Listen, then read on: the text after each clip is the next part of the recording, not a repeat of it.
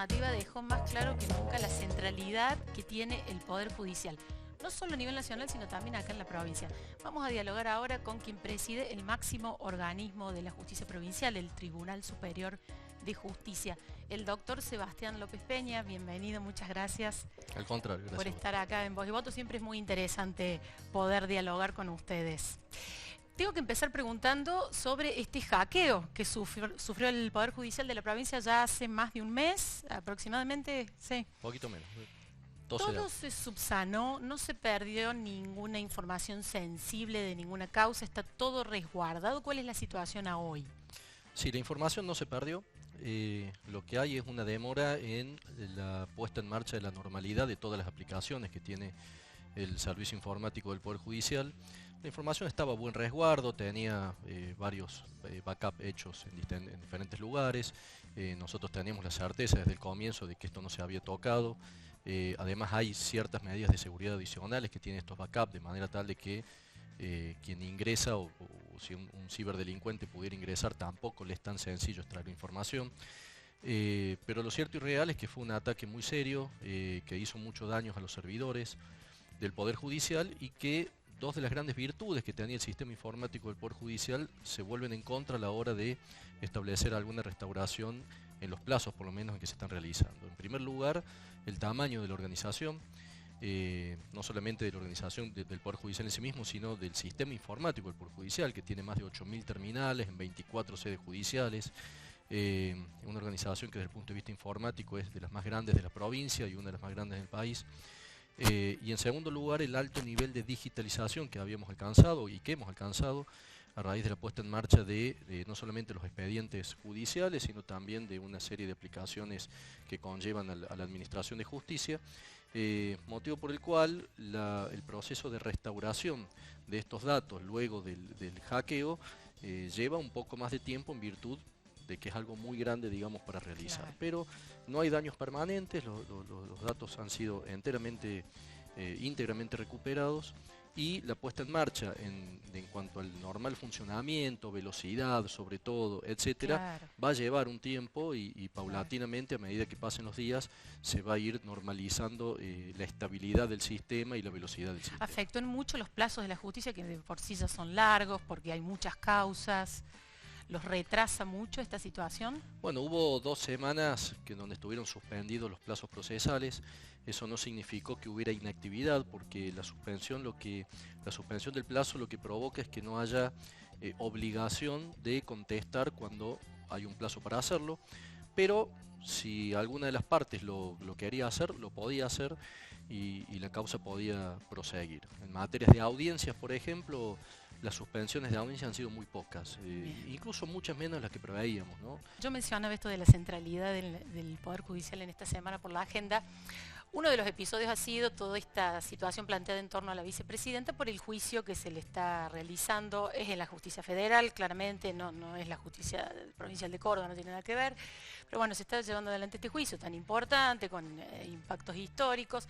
Se ha planteado toda esta situación de confrontación abierta entre el gobierno, incluso la figura del presidente y la justicia. El presidente criticando abiertamente la actuación del fiscal. Después, la respuesta en la calle a la justicia, con críticas, digamos. ¿Sale deslegitimado de esto el Poder Judicial? ¿Cree que esto le provoca un daño? No, porque aparte, ante la mirada de la gente, la justicia es una sola.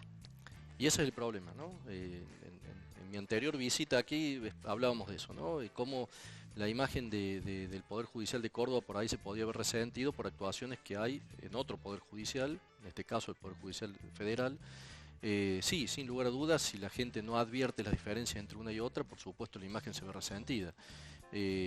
Hay un escenario absolutamente mediatizado y politizado en el torno de esa causa, pero hay un tribunal que está interviniendo, el tribunal está actuando, el juicio es oral y público, se puede seguir, faltan los alegatos de la defensa, falta un veredicto, y eso es lo que creo que debemos respetar a rajatabla. Es decir, un concepto que en Córdoba repetimos y desde el Poder Judicial repetimos y mucho e insistimos mucho, que es la institucionalidad.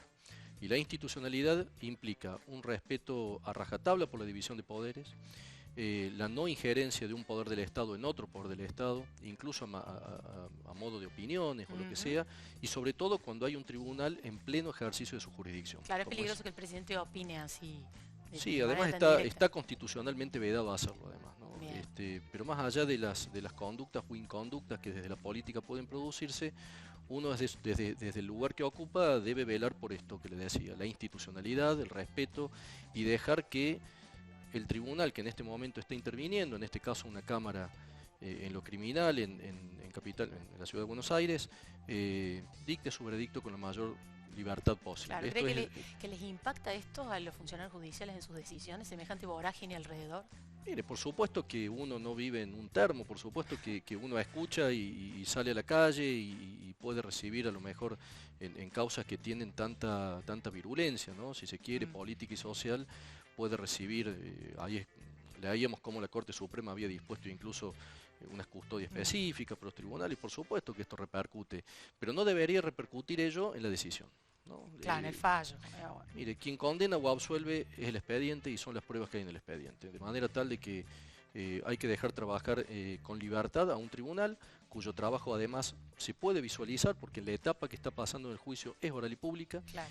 Y el tribunal tiene que decidir con la mayor libertad posible en el ejercicio de su jurisdicción. Eso es lo sagrado y eso es lo institucional. Bien. Un caso importante acá en Córdoba que está investigando la justicia en esta etapa son las muertes de bebés en el hospital neonatal.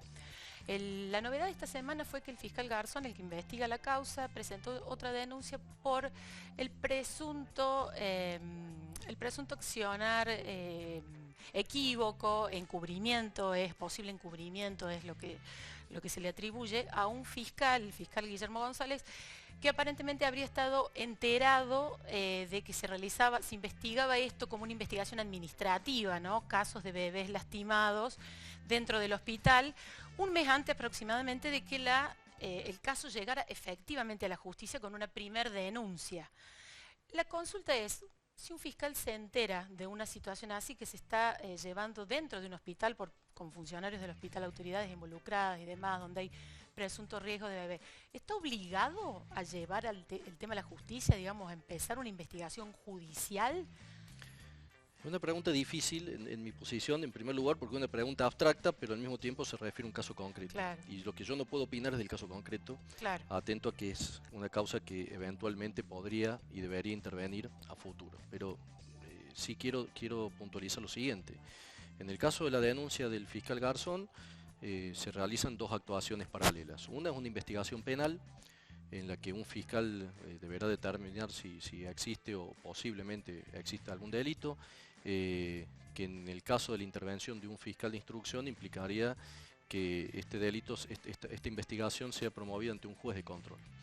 Y por otro lado, la Secretaría de Sumarios Administrativos, que depende del Tribunal Superior de Justicia, ha recibido copia de la denuncia del doctor Garzón y ha abierto la investigación administrativa correspondiente en el día de ayer y en forma inmediata para deslindar responsabilidades o atribuir responsabilidades si las hubiera, porque es el organismo que la ley orgánica del Poder Judicial establece para poder investigar las conductas de magistrados. Cuando digo magistrados hablo de asesores, fiscales, jueces, camaristas.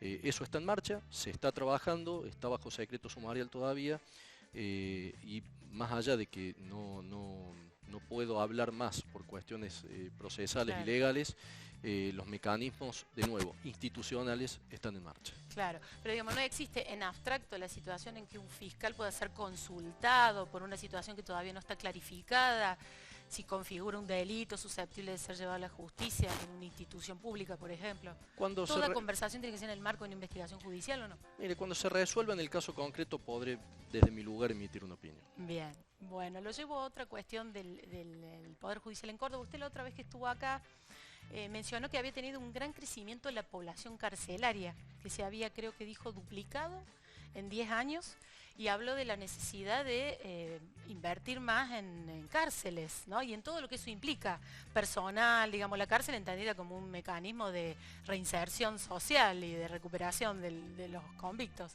¿Está prevista, cómo está esa situación hoy, digamos? ¿Hay prevista alguna inversión en el horizonte, a ampliar esa capacidad en la provincia? Bueno, eso es materia del servicio penitenciario que depende del Poder Ejecutivo, no depende del Poder Judicial.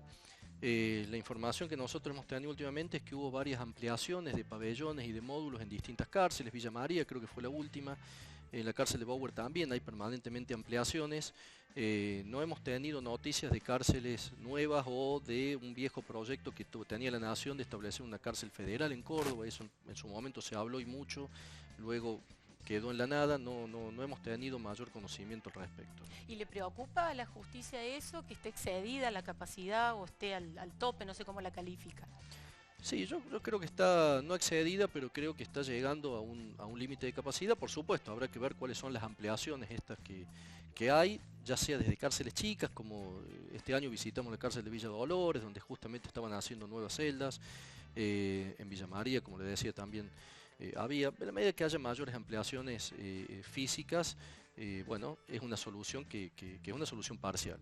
¿Por qué? Porque como bien decía usted, esto va acompañado de una inversión en recursos humanos y fundamentalmente asistenciales, que tiene que ver con asistentes sociales, con psicólogos, Claro. con médicos, con todo lo que es la tarea de base de la resocialización que debe existir en la cárcel, que claramente nos indica que no alcanza con el espacio físico, no alcanza Claro. con la celda moderna, con Claro. la limpieza de la habitación, sino que debe haber un proceso de contención, la posibilidad de educarse en la cárcel, la posibilidad de trabajar y de aprender oficios. Además, la sobrepoblación no favorece el delito desde la cárcel. En Rosario vemos situaciones como mafias comandadas desde la cárcel, narcotráfico. Acá sí hemos tenido delitos telefónicos, digitales. ¿Cómo está esa situación Bueno, hoy? la capacidad que tenga el establecimiento carcelario o el sistema carcelario de cada provincia de poder dar fundamentalmente educación y trabajo a los internos, ¿no? Es lo que va a disuadir o lo que va a repercutir en mayor medida como eh, mayor evitabilidad, digamos, de conductas reincidentes futuras, Claro. ¿no? Eso es clave. Los celulares en